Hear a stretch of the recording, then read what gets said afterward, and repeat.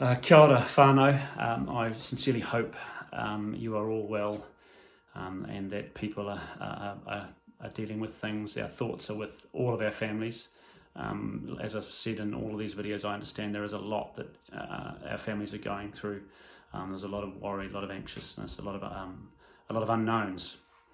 So this video is really just a quick response to the level 3 potential that is a lot of people have been asking me about. Now, I don't have any definitive answers, but what I can give you, or the information I can give you, is just information that has come to me. So the first thing is, despite all those questions, I won't be able to answer all those questions. I know a lot of you will have questions about this. I can't answer them all. There's still too many unknowns. But there will be an announcement. I believe it's 4 o'clock today. There'll be an announcement about what level 3 or whether or not there will be a move to level 3. Remembering, of course, that we are still on level 4. And so whether or not there'll be any move to level 3 will be decided later on. There are 2 key public health principles that I think it's really important that everyone understands. Any move to level 3 will need to follow these 2 principles, which is the minimising of risk of infection. That's number 1.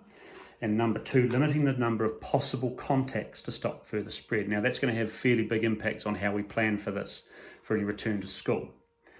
So the advice under level 3 is stay at home if you can.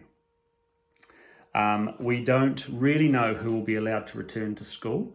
But what I can tell you is that we need to make sure those 2 principles that I just mentioned about public health principles supporting level 3, that they are managed. So the board is going to need to determine the number of kids it can safely cater for if any return occurs. And that's going to depend on the number of staff who can return. And remember, we've got to keep these bubbles small so that we do not have a risk of infection to more people.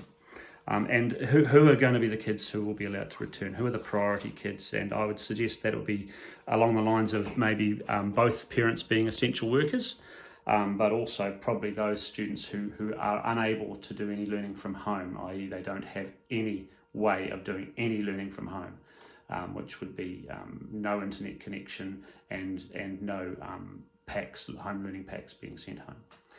So look, I know you're going to have lots more questions, but the simple fact is I can't answer them all. All I can do is give you the information I've got, which I've just done. But wishing you all the absolute very best. We are all missing school and we're all missing the kids, and we're all hoping that you're all doing well. All right, take care, and I'll get another message out to you as soon as I can.